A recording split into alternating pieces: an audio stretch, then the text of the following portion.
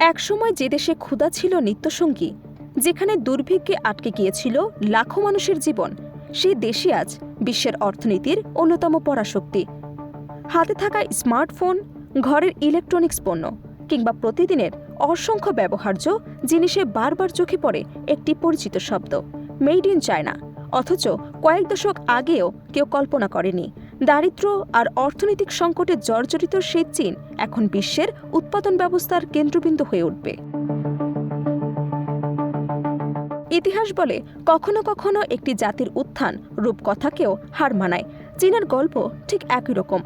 দুর্ভিক্ষের ধ্বংসস্তূপ, সীমিত অর্থনীতি এবং অনিশ্চয়তার অন্ধকার পেরিয়ে তারা গড়ে তুলেছে এমন এক অর্থনৈতিক সাম্রাজ্য যার প্রভাব আজ পৃথিবীর প্রায় প্রতিটি ঘরে পৌঁছে গেছে।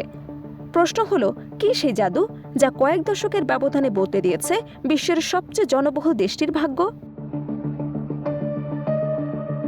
বর্তমান বিশ্বের বাজারে এমন কোনো দেশ খুঁজে পাওয়া কঠিন যেখানে চীনা পণ্যের উপস্থিতি নেই। স্মার্টফোন, কম্পিউটার, টেলিভিশন, খেলনা, পোশাক, গৃহস্থালির সরঞ্জাম থেকে শুরু করে শিল্প কারখানা, যন্ত্রপাতি সবখানে রয়েছে চীনের শক্ত অবস্থান। কিন্তু এই সাফল্যের পেছনে রয়েছে দীর্ঘ সংগ্রাম, পরিকল্পনা এবং অর্থনৈতিক সংস্কারের এক অসাধারণ ইতিহাস।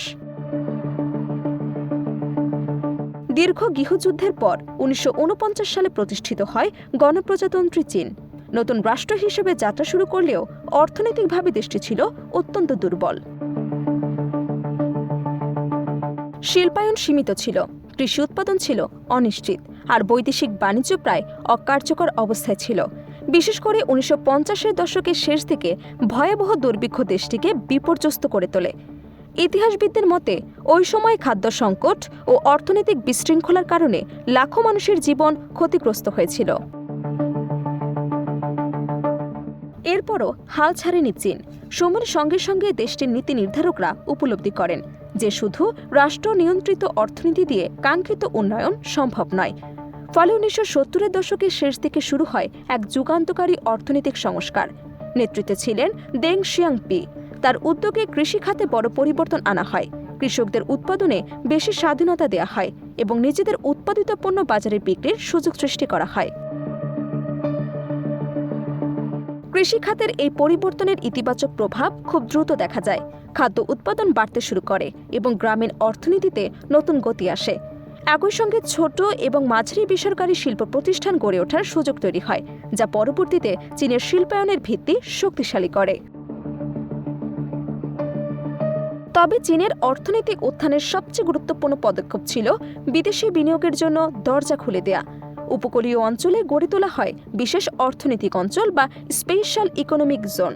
এসব অঞ্চলে কর সুবিধা, সহজ ব্যবসায়িক পরিবেশ এবং দ্রুত অবকাঠামোগত সুবিধা দেওয়ার কারণে বিশ্বের বড় বড় কোম্পানি সেগুলো বিনিয়োগ করতে শুরু করে। বিশাল শ্রমশক্তি, তুলনামূলক কম উৎপাদন খরচ এবং দ্রুত সরবরাহ ব্যবস্থার কারণে চীন খুব অল্প সময়ের মধ্যেই বিশ্বের অন্যতম উৎপাদন কেন্দ্রে পরিণত হয়। ধীরে ধীরে মেড ইন চায়না হয়ে ওঠে বৈশ্বিক বাণিজ্যের সবচেয়ে পরিচিত পরিচয়গুলোর একটি। শুধু শিল্প খাত নয়, অবকাঠামোগত উন্নয়নেও বিপুল বিনিয়োগ করে দেশটি। হাজার হাজার কিলোমিটার মহাসড়ক, আধুনিক সমুদ্র বন্দর, আন্তর্জাতিক বিমানবন্দর, বিশ্বের বিভিন্ন বৃহত্তম উচ্চগতির রেল নেটওয়ার্ক, এসব উন্নয়ন উৎপাদন এবং রপ্তানি খাতকে আরও গতিশীল করে তোলে। শিক্ষা এবং প্রযুক্তি খাতেও সমান গুরুত্ব দেওয়া হয়। কারিগরি শিক্ষা সম্প্রসারণ, গবেষণায় বিনিয়োগ এবং প্রযুক্তি খাতে দক্ষ জনশক্তি তৈরির মাধ্যমে চীন বিশ্বের অন্যতম বৃহৎ কর্মক্ষম শ্রমশক্তি গড়ে তুলতে সক্ষম হয়। তবে প্রশ্ন থেকে যায়, চীনের এই সাফল্যের পেছনে কি শুধুই কঠোর পরিশ্রম ও দূরদর্শী পরিকল্পনা কাজ করেছে, নাকি এর সঙ্গে রয়েছে এমন কিছু কৌশল যা অন্য দেশগুলোর জন্য অনুসরণ করা সহজ নয়? প্রিয় দর্শক, আপনার কি মনে হয়, বিশ্বের অর্থনীতিতে চীনের এই আধিপত্য ভবিষ্যতে আরও শক্তিশালী হবে, নাকি নতুন কোনো শক্তির চ্যালেঞ্জ ছুড়ে দেবে বেইজিংকে?